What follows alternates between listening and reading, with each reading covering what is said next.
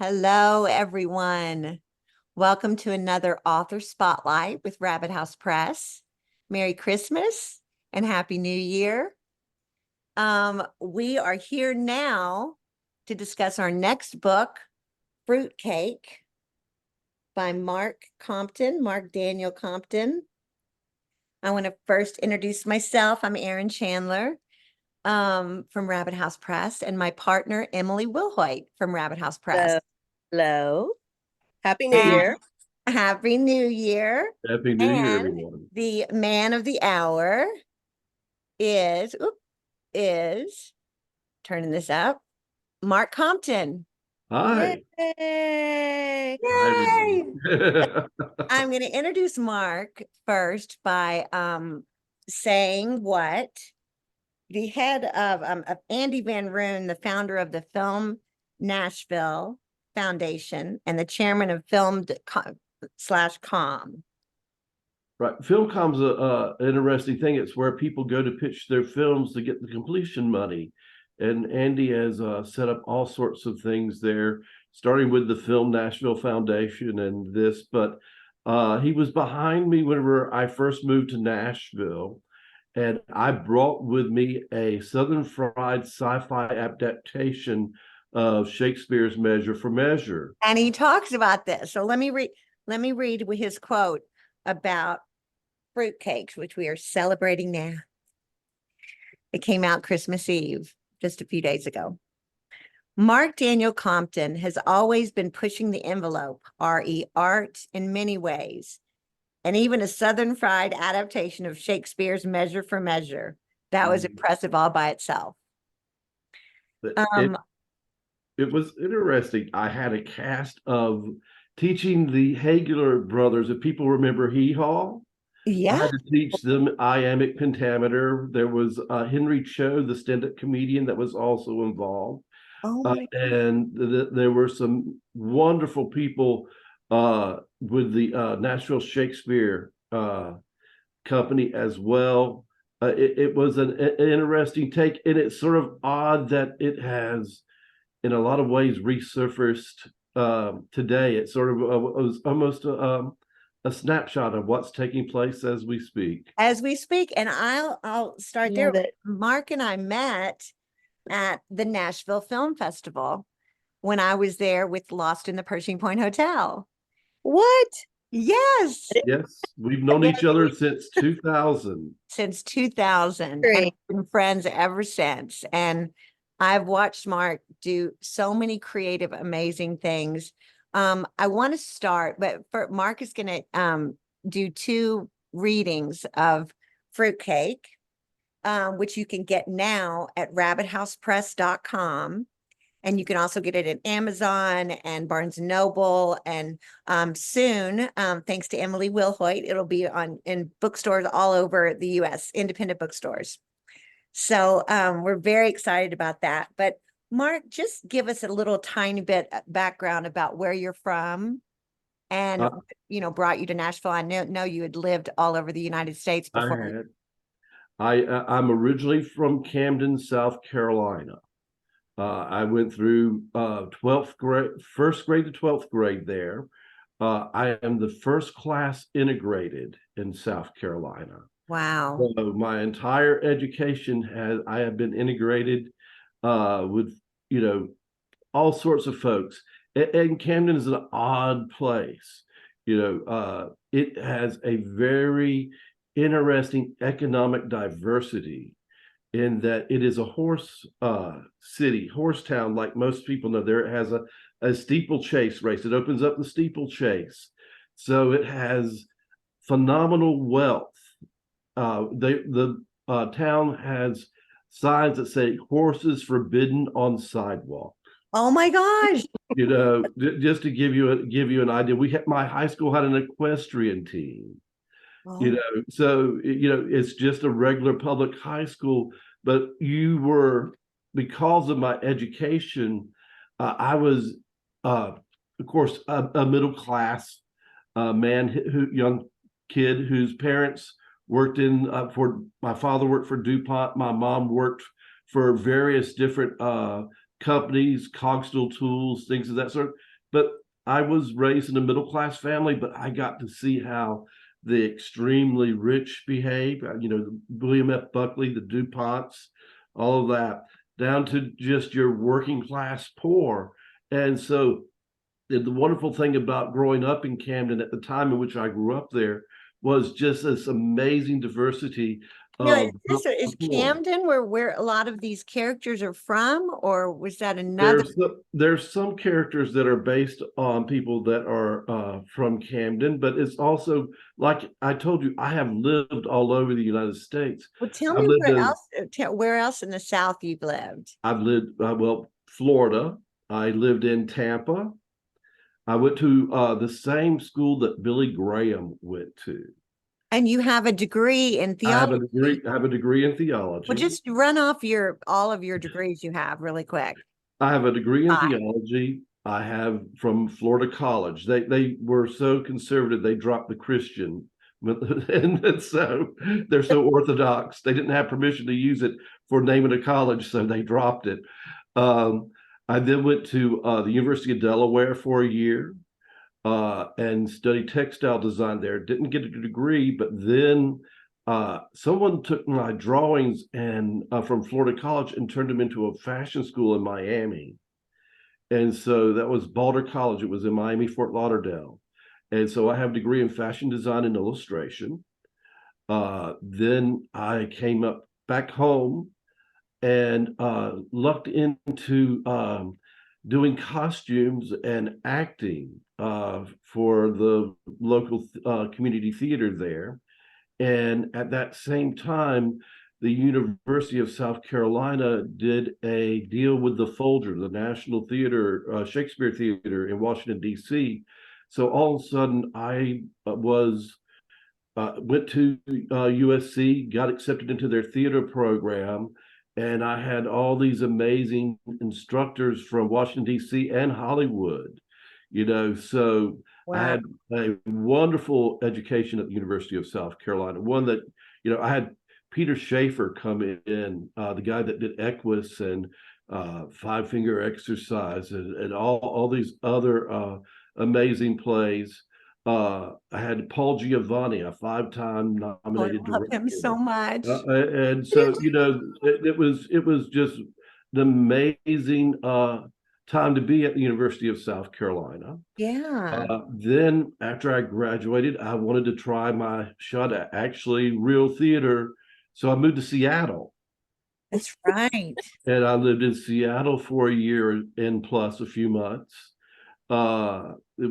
Became the starving artist for the first time. Right. And then I went to Chicago and I worked in some theaters, side theaters there for a while. And I disappeared. My family said, "We're tired of you being an artist." So I had a friend that they didn't know, and I disappeared to Knoxville. And I then got into the film world. In Knoxville. In Knoxville. I produced a film. I knew how to produce a play, but I knew nothing about producing film.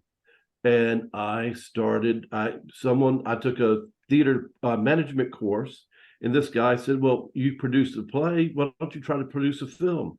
So I educated myself on how to produce films. Wow. And I self-taught myself and just reading and doing.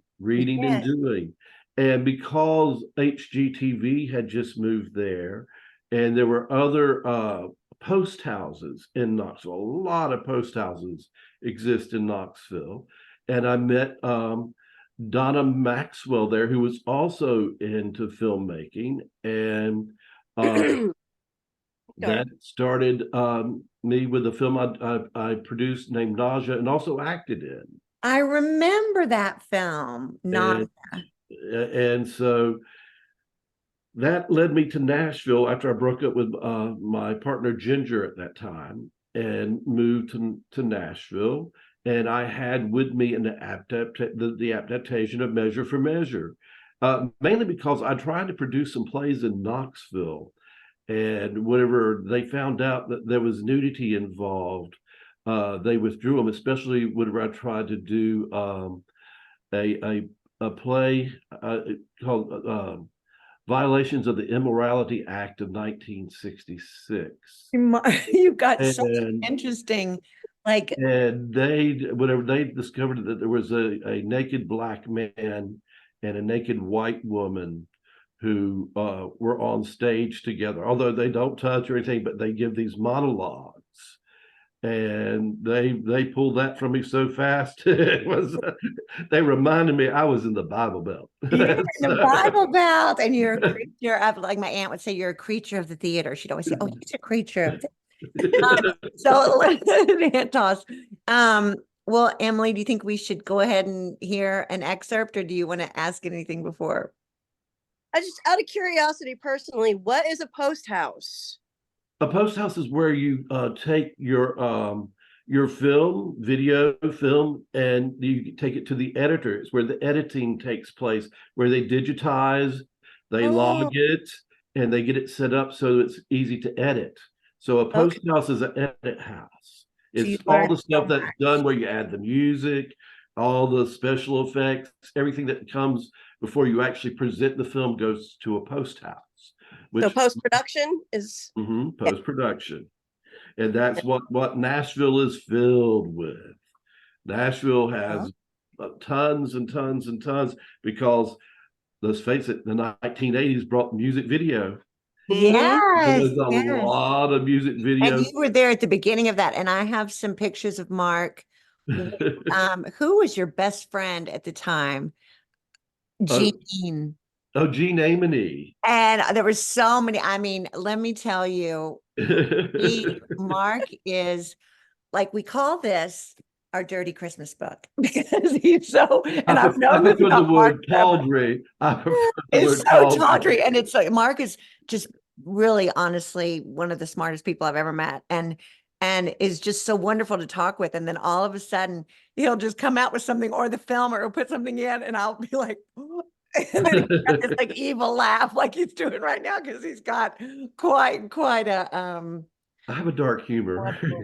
word it is, sense of, anyway, your art is an expression of your dirty mind in many Yes. but also actually it's just beautiful. And this book is, we're so proud of it. So would you do like a 5-minute reading to start? Sure.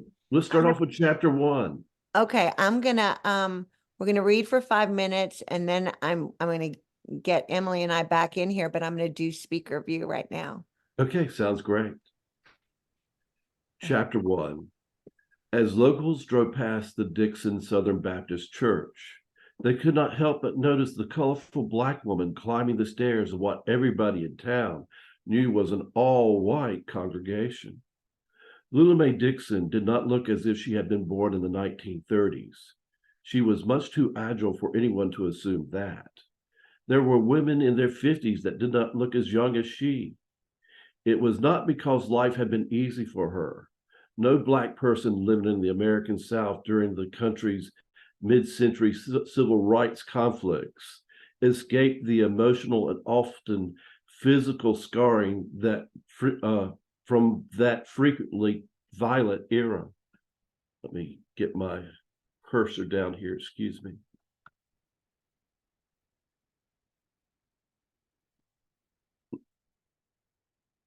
Hold on for just a moment. My apologies.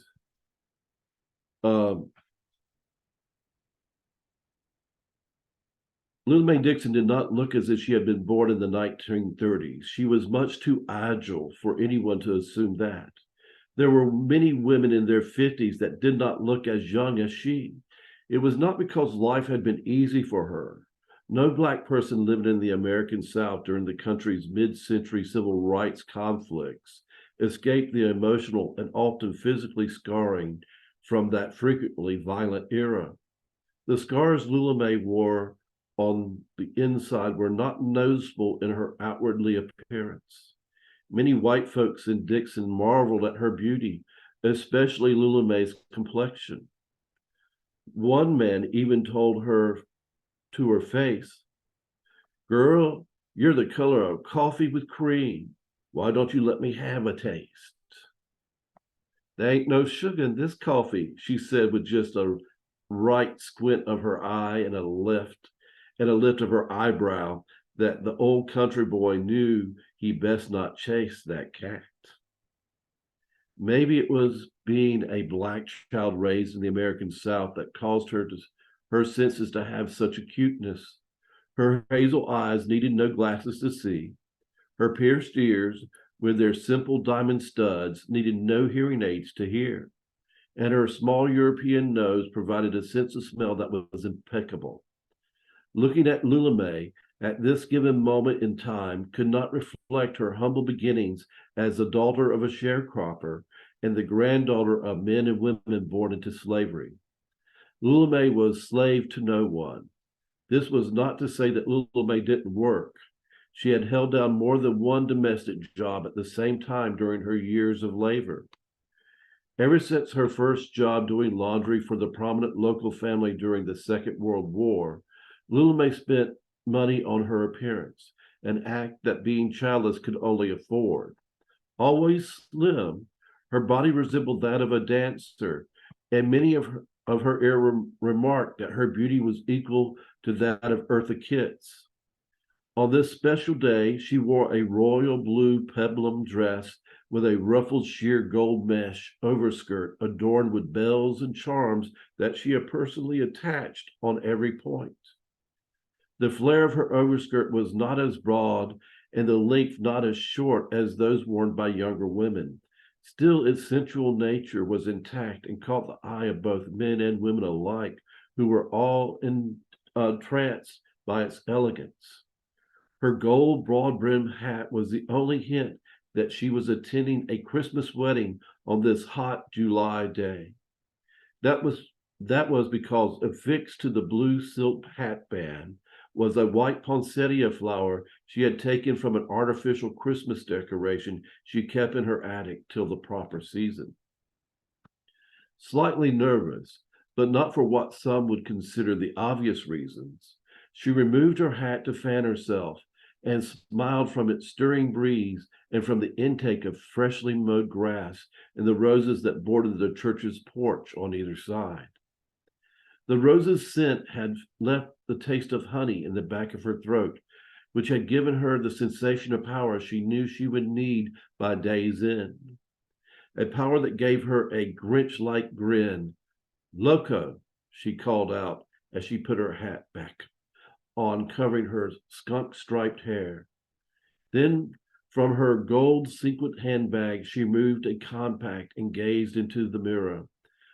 "Oh, you devil, you behave yourself, you hear?" Lula May said, and she snapped the compact shut, placing it safely away. An angry, hot, dry breeze, seemingly from nowhere, blew through the pines, and Lula May held onto her hat as the bells on her dress jangled along with the wind chimes that hung from the parishioner's porch, which presided proudly across the street. Startled, she suddenly withdrew a small gold cross from her bosom and kissed it before going indoors. As she opened the door, a second, even stronger wind snatched the knob from her sweaty hand and slammed the door against the brick wall, announcing her presence as she stepped inside. A third wind blew through the aisle before the bride's occupational partner, fellow paramedic Lloyd Parker, could close the door. Ushering with the rest of his unit, Parker was an easily bamboozled, slightly balding, extremely buff and hairy, blue-eyed blonde, constrained by his dress uniform due to his recent fitness routine. Mouth aghast, he watched the candles' flames as they danced and stretched high into the air before going out. To his horror, the Yerby brothers, exotically handsome, identical twin firemen, also in dress uniform, preceded Lula May, relighting the candles as Parker, the name Lloyd's fellow fireman called him, escorted her to her seat. as a smart-ass boy of 10 sang Jingle Bells before his horrified mother could put her hand over his mouth and whisper a warning in his ear, his eyes, while staring at the black woman, ballooned like a blowfish. Lula May did not have to hear the mother's forewarning to her son to know that she had what she had told him. Teasing the boy, Lula May raised a single eyebrow and grinned before allowing Parker to continue ushering her down to her seat. His mother, now frightened as the boy, cinched him to her side, where he stayed till ceremony's end. Generations perpetuated fear and hatred one right after the other, which stunted each succeeding generation's growth as human beings. God knows releasing prejudice is harder than changing religion for most folks. Lula May concluded in her mind, feeling slightly exhausted from the decades of hate she has beheld in Dixon. She tried to toss the thought aside by admiring the effort the bride's family had put into creating the holiday spirit. The church appeared as if Martha Stewart herself had come to Dixon and decorated it for Christmas. Poinsettias, magnolia, holly, ivy, ribbon, and candles adorned the stained glass building. Still, all faces continued to turn toward Lula May, which confirmed that she was what she already knew as she proceeded down the aisle on Parker's arm. She was indeed the only African American in attendance. She recognized many of her employees' bridge party, most of whom acknowledged her as she approached closer to the front of the sanctuary. Lula May was well respected by those in need of her distinctive manner of services.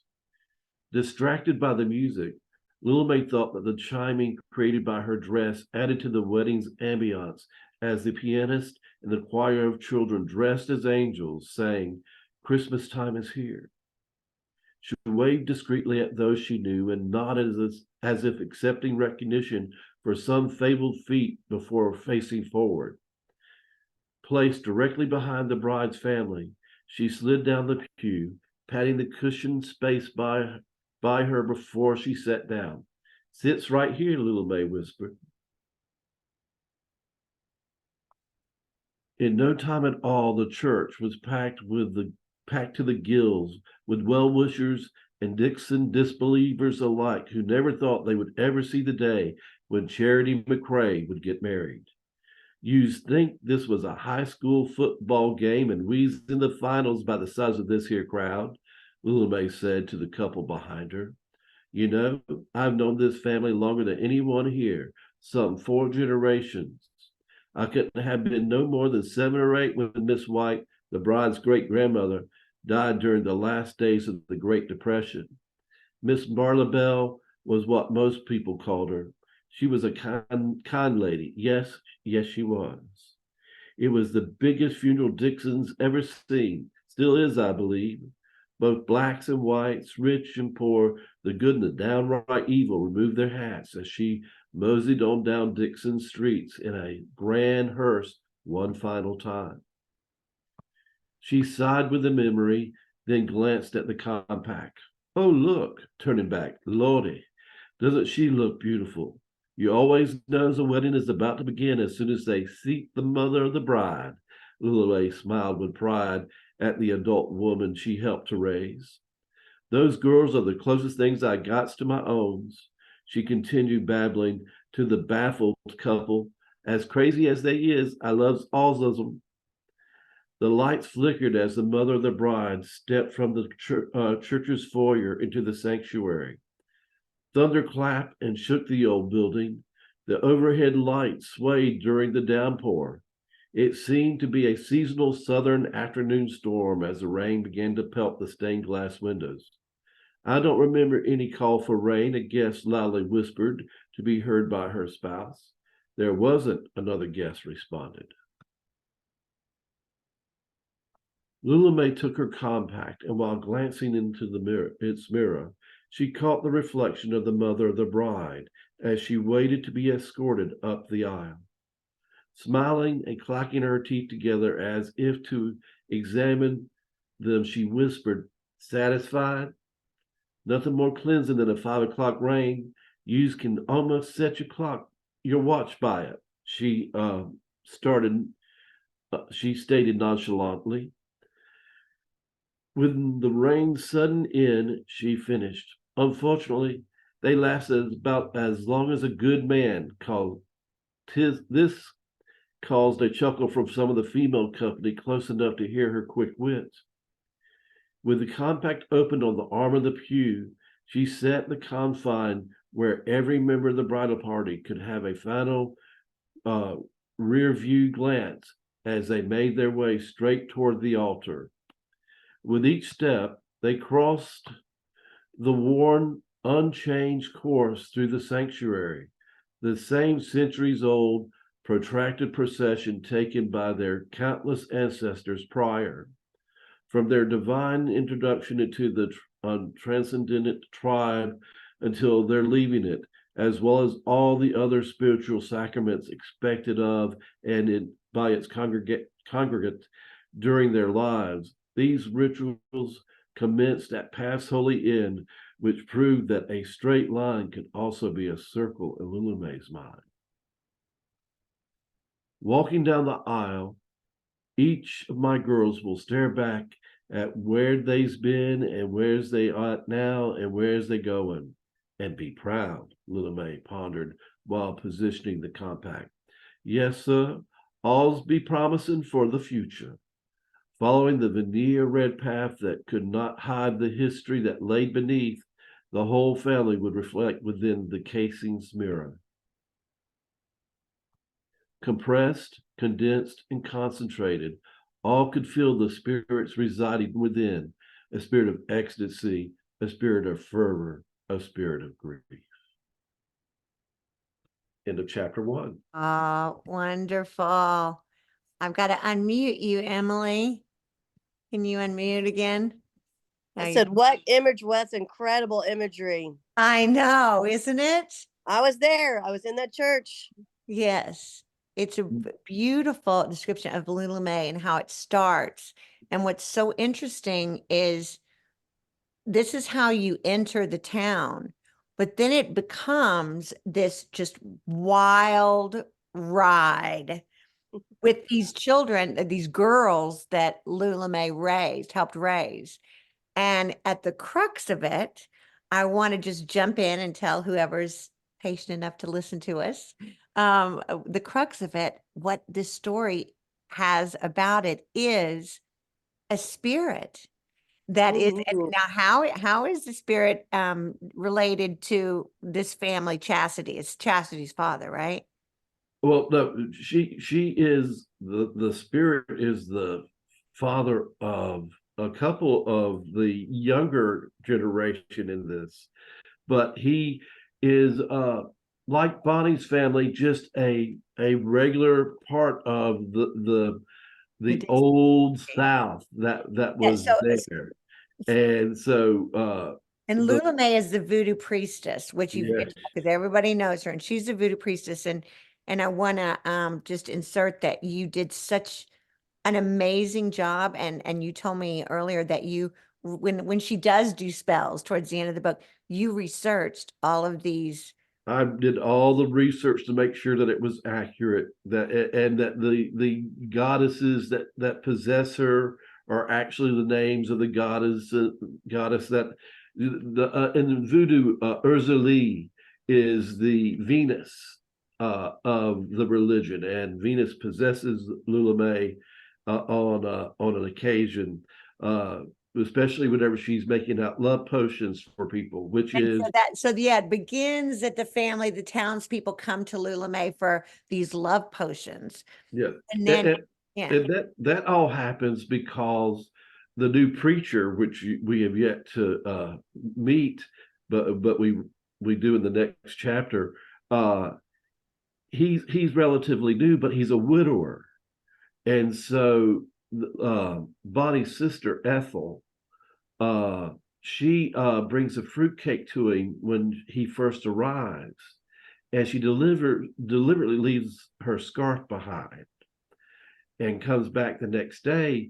And he said he sat down to it in one setting, which he did. He sat down to it and shoved it off into the garbage.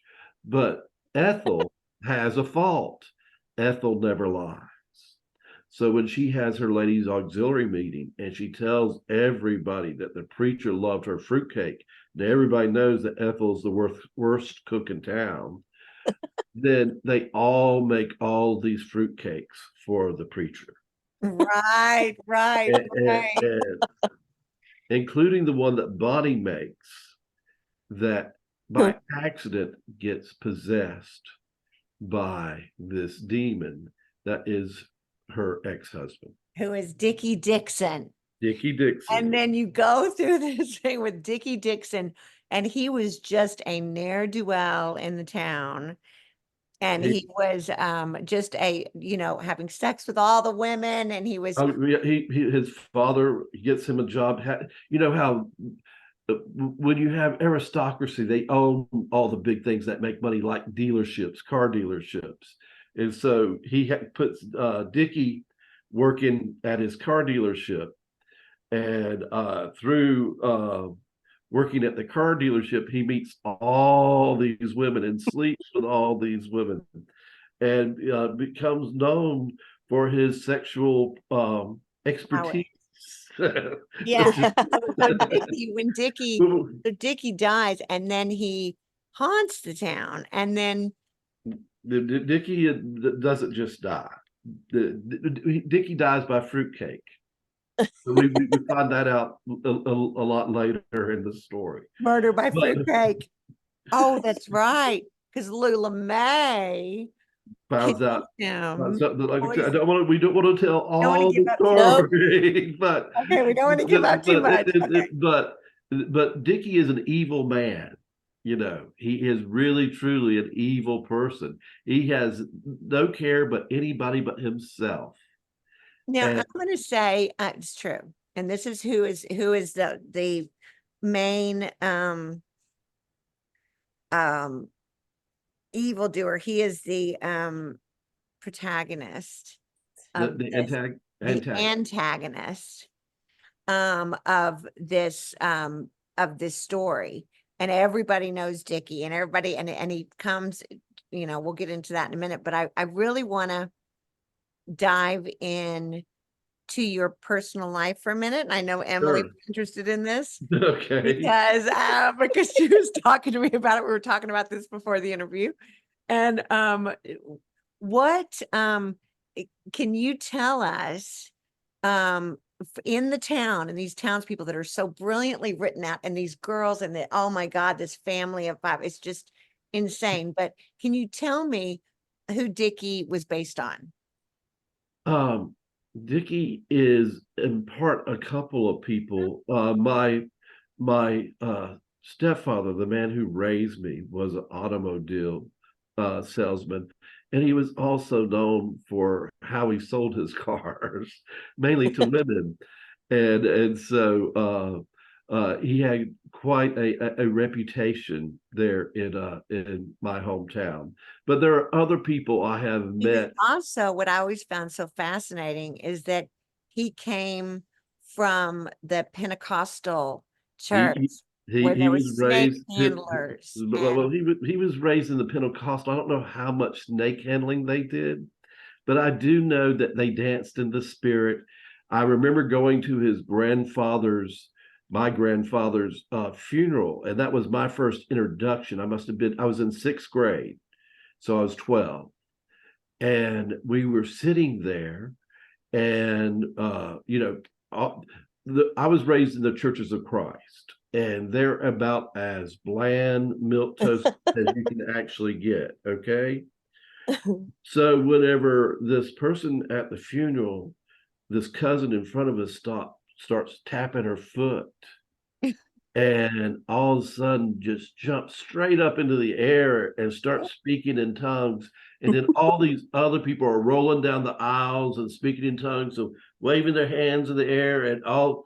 That was my introduction. My mom was so afraid that she tried to reach out and grab. There's 4 of us, and she was able to get a hold of me and my sister, but my 2 brothers got away and joined in and had fun rolling down the aisle. house and having a good time. But that was my introduction. But Richard is kin to Jimmy Swaggart and all of those are his Stepfather, cousins. his kin to Jimmy Swaggart and all Jimmy that. Swaggart and Who all. is Dickie? Who is Dickie? It has some villain? elements of Dickie or in Yeah. Jimmy Swaggart as well. But yeah, it's very it, my grandmother, her name was Lottie Lettingham, and she was full-blooded Cherokee. And what happened was that the United States government forbade them from practicing their own native religion. And there was such a prejudice that had been built up against Native Americans that the Pentecostals were the ones that actually went in and converted them. Because see, Pentecostalism didn't really exist in 1904, and it was actually started in Los Angeles. Wow. And so, but whenever they started to spread and move forward, they converted her, and she was a prophetess and preached. They both preached at her husband and she were preachers at different congregations. And this is Both like, of them. this like under a tent? Some Or- of it was under a tent, some of them had it depends on the different times. When it first started out, yes, they were under a tent. But Yeah. as they grew and got money and things of that sort, they built churches just like everyone else. But yeah, they were Can you they're tell me that they were interesting. like very often that like twice a year people would be bitten by a snake and Oh nobody. well, no. When I was good grad school in Johnson City, Tennessee, Mm-hmm. every Christmas and every Easter, someone died of snake bite. Sometimes Oh my husband and God. wives. Okay, sometimes husband and wives and leaving orphans, children behind. It's really, really, really sad. It's illegal, but it does still take place up there in those mountains. And they don't just handle them; they toss them in the air and catch them. So imagine throwing a poisonous snake in the air and catching it, and then trying to kiss it and do all the other stuff that goes on up there. We like to think that that doesn't exist anymore, But it but does. it does. It very much does. And they're wonderful people in that they're caring and kind to their neighbors and everything of that sort. But there's that other aspect that's just on the tad of crazy that is hard for me to And sometimes. you know what? That's why I like said, and I'm sorry for blabbing so much, Emily. I'm not giving you a chance to ask questions. No. But it's like that's why I almost was like this could be like historical fiction in many ways. And while it's fantastic, and I said it in like camp in different ways, and there's a fruitcake rolling down, and somebody else is getting possessed, and then there's this wild sex scene, and then there's oh my God, the prostitutes in the trailer park that live. Where did you get that? That comes from my hometown. I used to live up the road from this trailer park. And in this trailer park, my dad would actually get calls in the middle of the night about plumbing and things of that sort. And he would head on down there. But there were other men that kept their mistresses there. And, it became this place where all these different women but then again a lot of divorcees, men that were paying alimony that could not afford to live they lived in this trailer park. But this trailer park was different than most. It had a club, a swimming pool. It was top of the line trailer park. It was, like I said, Camden is an odd little town. Oh my God. And so I really don't know what has happened to it. It's been a long time since I've been down Precipice Road, but that was that trailer park was a wild hopping place for many, many, many a year. And you did an amazing job showing that, The street names are accurate in there. They are named after Civil War heroes or yeah. And you don't I'm really happy you don't shy away like a lot of books are shying away from the reality of the time. There's a scene where the Alice comes and discovers her family, and basically we don't give so much away, but discovers like that her parents were in the Ku Klux Klan and her brothers were, they had little, what do you call it? They had little They had their hoods and their things their of that hoods, and sort. then they had their shrines. And she was just so shy. And of course she blows them all up, and so they get their due. But it's like you don't shy away from The dark side of what the South actually dark side of is what and that was, South actually and still we're fighting You with lived it. to this very day. Yeah. The fact we're dealing with certain, what Nikki Haley cannot say that slavery was the cause of I the know. Civil War. I mean, really? And there's a young I don't mean to be political, and I try my best not to be. it's hard not to. But it's still part of the American South. And there are issues that have yet to be addressed. I mean, we had a young man that was 19 years old that carried the battle flag in and shot 9 African Americans while in church. Right. And you can't say that that the Civil War is still,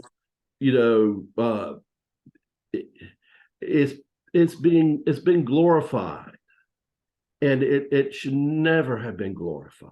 No, it's petrifying. And I think that, in this world that's banning books like these are so brave because, and again, if you're just tuning in, which I don't know how you could unless you're fast forwarding, is Fruitcake, Rabbit House Press new book. It's not just a lark. It's an important account of a personal history of a place that is so relevant in our current cultural situation. Really so not only is it entertaining, it's edifying, I feel like. Thank you.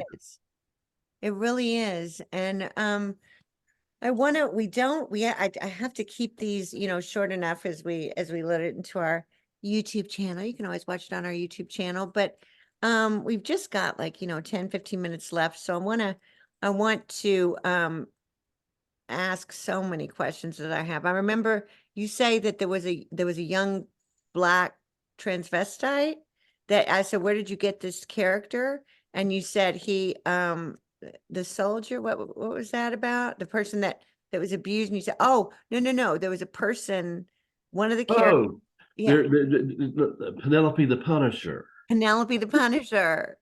Penelope the Punisher is actually a person I met when I lived in Nashville, but he did not become an actual professional wrestler. That's just my good old Southern growing up watching Flair and the Fabulous Moolah and all those other wrestling heroes of my youth. But he was a twin. He was in the military. He was a high-ranking officer in the military, and they did X-rays and during his physical, and they saw 2 lumps, and they thought he had cancer. But whenever he when they took them out, they discovered they were ovaries, and they put him out of the military. Right. And I can only imagine, all of a sudden having to deal with this other side of yourself, that you deal with at that time, right?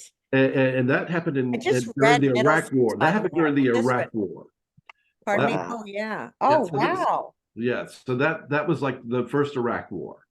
Wow. That happened like in 2004, in which I met him, and I won't mention his name. But it was. But that's based on a real person. It's based on a real person. It's so fascinating. But I mix these characters are composites. Absolutely. I think is the best way to say is that they're bits and pieces of different people I have met over my life, different characters. I do not know why, but whenever I sit down at a bar and someone is sitting next to me, for some reason they like to tell me their lives. And some of it sticks. Yeah, some of it sticks, exactly. And Oh my so it God. becomes material. So, fair warning, What were you gonna say, Emily? if you come up to me next to a bar and you start telling me your life story, don't be surprised if some little Okay. aspect of it becomes a character, a composite within a character, Right, so, right. but no, I've been like I said, I've been lucky and blessed. I've lived all over. I have a sense of the West. I have a sense of the Midwest.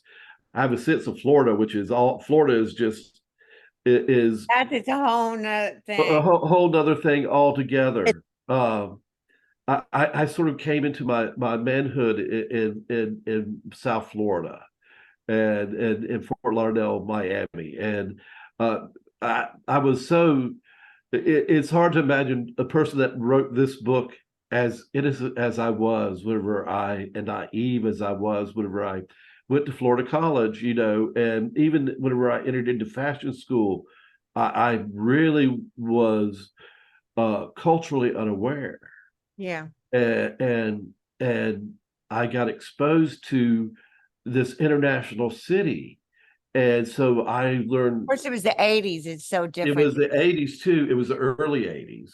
Yeah. HIV AIDS had not hit yet. I mean, it existed, but nobody talked about it or it wasn't on people's tongues. Right. But by the time I left there in the mid 80s, it was. Well, And I want to give Emily a chance to say a few things before we do your second and last reading. Because okay. Oh, I had so many questions along the way, and Well, no, um, please. Whatever it is that I'm pretty open. yeah, Yeah. what I'm sure you've written many things, and I wondered what how many books does this make for you now? Well, this is my first That your first novel. This is my debut novel. novel? But I have Okay. written a total of 5 screenplays. Oh, Uh, that's what I and think. oh, and I've written one that takes place during World War One.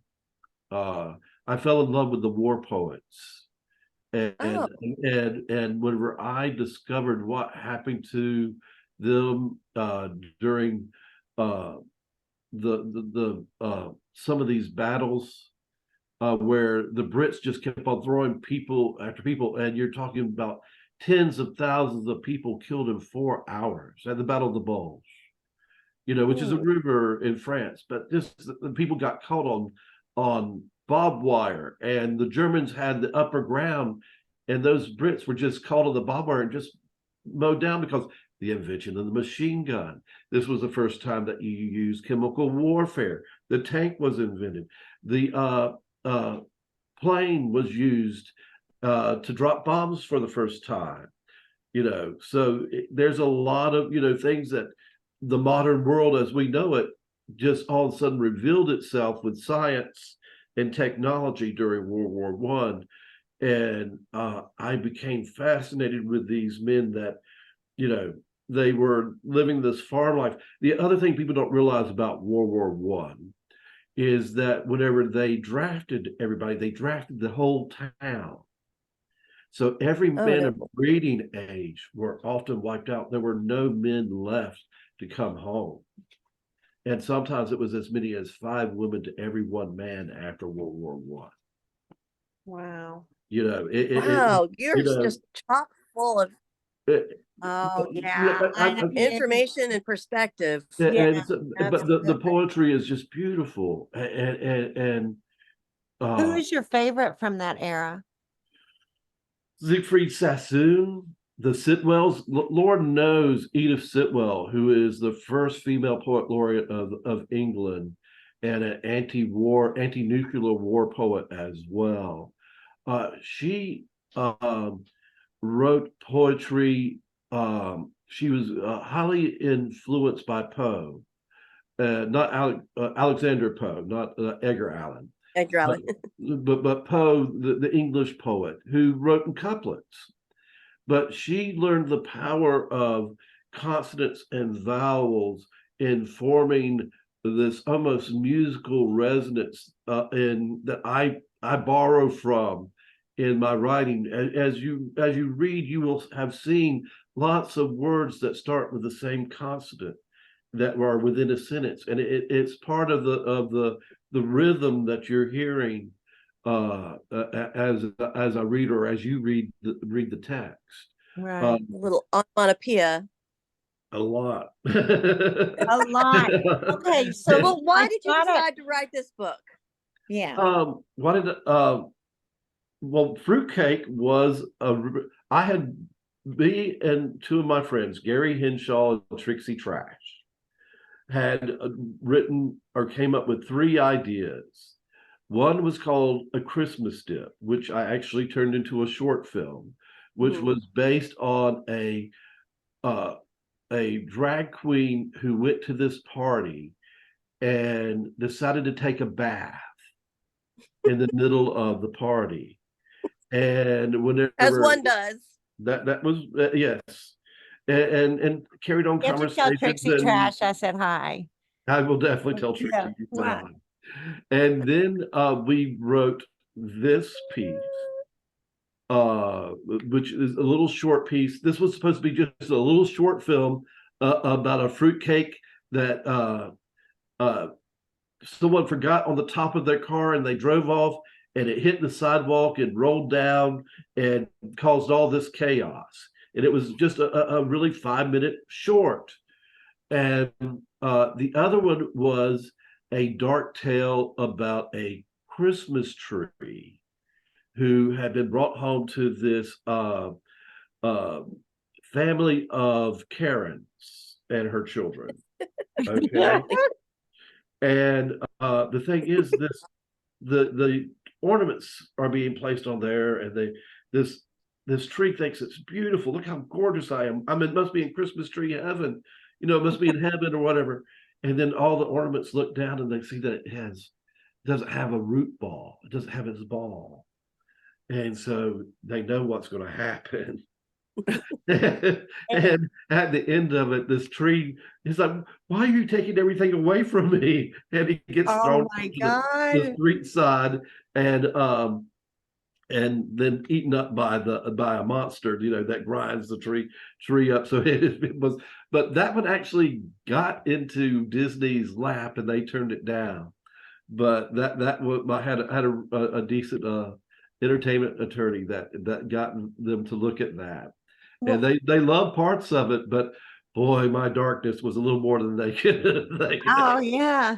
This is okay. So Mark, we're kind of out of time for what we're doing, but I want to, is there a way that you can just like shorten the next excerpt to like, 3 to 4 minutes? What is the next excerpt? Because I want to get It's this chapter 15. well, don't read the whole chapter. I'll just read. Okay. Let me see let me pull it up here. Only because I like to put this up on Instagram, and for some reason, if they're longer than like 45 minutes, it's difficult, or I haven't learned what to do yet. So, but I want you to give the listeners another taste of fruitcake, and then we'll just say goodbye for now. I want you all to stay tuned because there's going to be lots of readings, public readings. Mark's going to be in Knoxville. He's going to be in Nashville. He's going to be back here in Kentucky. We're going to be Asheville as well. Asheville, North Carolina. And so there's going to be lots of readings and lots of fun things that we're going to do all year round, celebrating this book. So, but I want to give you a chance to just do another couple minute reading. And when it gets to, like a few minutes, I'm out, okay. I'm going to find a good place to start here. Okay, I'm gonna do speaker view again. And Emily, I'm gonna mute you and I. All right, here we go. Olivia was an old, scraggly black cat, always in heat. Her meows and moans for a mate could be heard for blocks. Pacing the sidewalk like a street whore, she called out in cat speak, "Hot pussy, I'm a hot pussy for you. Get your free hot pussy here." Olivia heard a rushing sound and looked up the hill. The old cat's night vision was not what it used to be, and the speeding fruitcake was a blur to her eyes. "I still got it," the bony old cat thought to herself. She quickly bent over with a lick to clean herself, turned her back to the approaching fruitcake, and lifted up her tail for what she believed was a looming tomcat. The fruitcake slammed into the old cat, lifting them both off the ground. Olivia gave a long, drawn-out meow of satisfaction. The fruitcake took flight in an arching elevation and descended crashing through the windshield of Raoul's oncoming truck. Hope, screaming, commenced where Olivia's meow left off. Raoul lost control of his truck and swerved off the road into the decorated yards of the affluent neighborhood. It all seemed to be moving in slow motion to Raoul and Hope. The red truck first struck Santa and his reindeer. The carolers, 3 doors down, watched as the reindeer flew through the air, pulling Santa and his sleigh to a crash landing on the neighbor's roof. With their jaws wide open, they stood like deer caught in headlights as Raoul drove through a nativity scene. Mary, Joseph, and the 3 kings fell over like bowling pins. Raoul crossed himself as the baby Jesus shot out from beneath his truck like a punted football, only to crash into the back passenger window of a car stopped at the intersection. The car's driver screamed, "Jesus!" only to turn around to see the baby Jesus safely landed into the empty child seat. This caused the man driving to piss himself and repeated the Lord's name once again. With the stolen tree in the back of the bed, Raoul didn't want to stop. The carolers ran into his path and he tried to veer away. Some jumped high, some low, and the high school high jump champion jumped over the truck and crash landed onto the tree and back. Hope grabbed the wheel, pulling the truck in the other direction. The truck pulled into a house while pinning a plastic Frosty the Snowman between the bumper and the porch. Its severed head rested on the truck's hood. The abrupt stop caused Raoul's head to slam into the windshield. Hope's arm snapped against the dashboard. Bloodied, Raoul fell back into his seat before he lifted himself upright and asked Hope, "Are you okay?" Just then, the airbags opened up and pounded his head against the back window, knocking Raoul out cold. Raoul, Hope opened the door. "Call 911, somebody, call 911. Forgetting she was in a jacked up truck, she fell out with a thud, compounding her fracture. She stood back up with the help of one of the carolers. She looked back at the path of destruction.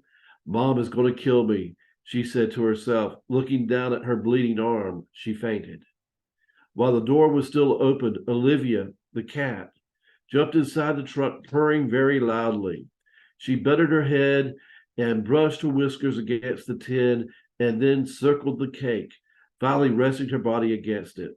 She licked her paw, feeling very satisfied.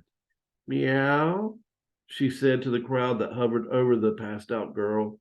The crowd looked up and stepped back, partly out of nervousness from Olivia's blue-black razorback fur, partly because the fruitcake tin appeared to be breathing. Zach and Jack Yerby were the first to arrive on the scene. The twin paramedics went quickly to work. Hector was not far behind. Once he saw Hope on the ground, he quickly called Joy and informed her of the accident. Joy called Faith and her mom. Before you knew it, Joy and Faith were on site. Bonnie and Lula were on their way to the hospital. Joy went directly to her husband. Faith went looking for Hope, who was seated on the stretcher and on her way into the back of the ambulance. "Where's Charity?" Faith asked Zach, walking along. "Don't know, ask Jack," Zach said to Faith. "Jack, do you know where Charity is?" Jack, who was loading Raoul onto the stretcher, was too busy stabilizing the young man to pay close attention to Faith. "Damn it, woman, call her. She has a cell," Jack snapped. Faith went back to Zach, who was currently working on the high jumper sitting in on the open tailgate. "Zach, do you know where Charity's cell phone? What? Do you know Charity's cell phone number?" "Are you telling me you don't know your own sister's number?" Zach sneered. "It's on caller ID at home," Faith stopped getting frustrated. Quickly glancing at his cell phone, Zach said, 2579286. I think she's in Greenville. What is she doing in Greenville? Hector pulled Faith aside. Look, Faith, Hope has a compound fracture. Her arm is broken in 2 places. She has minor abrasions to her face and arms and suffers from a concussion. The boy who was driving is in much worse shape. We didn't find a license on him. I can't remember his last name. Do you know his parents? Raul, damn it, I can't think of the wetback's last name, Hector said. I told Hope that they were nothing but trouble. They're hell-bound Catholics, for God's sake. She went out with him just to spite me. Joy took the keys out of the ignition and opened the locked glove component of the wrecked truck. A bag of pot fell out. She quickly placed it in her bra and grabbed the insurance information and took it to her husband. Where did you get this? The glove compartment. It was locked. I know there was nothing in there but this. I don't think it's going to be a problem. Good. There was nothing in the ashtray either, Hector said to his wife with a smile. Did you see what was in the seat? Hector said. One of our fruitcakes, Joyce said. I guess Hope gave it to Raul to give to his family. Maybe, Hector nodded, but I think I've seen this fruitcake twice today already. And I think I should probably stop right there. Okay, Emily, unmute yourself. Mute. Oh my gosh, Mark, I could talk to you for 10 hours as we have and will in the future. But I want everybody, the cover alone, and tell me that Carrie Dyer. Carrie Dyer. Carrie Dyer is an artist extraordinaire. She did this gorgeous cover. She teaches graphic design for some university in Winston-Salem. And so our own Brooke Lee did the beautiful book design, and I mean the cover was done by Carrie Dyer, but Brooke did the beautiful interior design and exterior design. And we love you, Brooke. Sorry you missed tonight. And so I want everybody to go get go to rabbithousepress.com, or if you prefer, go to Amazon. If you go to Amazon, leave a review, because that's always important to get a book out. And we at this small press, it's always a wonderful thing to see books, just reach higher than we can actually push it without a giant marketing team. So, and this book is absolutely beautiful and fun and historic and crazy and wild. And Mark, I love you. I love you too, Erin. And Emily, I'm looking forward to working with you. We have some publicity to do. We will do it. And I'm going to be reaching out to our local bookstore here, All Good Books, here in Columbia, and hopefully we'll be doing a book signing, and also been in touch with Cindy Boiter, who is the publisher of Jasper magazine. Jasper is named after Jasper Johns. And you know what? Jasper Next time Johns we'll is have to from have another Florida. conversation about all of your literary. I mean, we have to go, but there are so many people, interesting people that Mark has introduced me to, that we're just going to have to do another one. We do Rabbit House Press group readings, which we're going to do in the future, because I want to talk about Rayanne. I want to talk about everything. There's so much to talk about, but for this, let's just say that this is the beginning of a beautiful journey getting fruitcake out. I do appreciate it. Let's keep it rolling. We're going to keep it rolling, Mark. Thank you so much. Thank you, Emily. Thanks, guys. Thank you, everybody that listened to us. And Thank you. Take care and Happy New Year. Happy New Year, everyone. Cheers. Okay, cheers, cheers, cheers. And let me figure out how to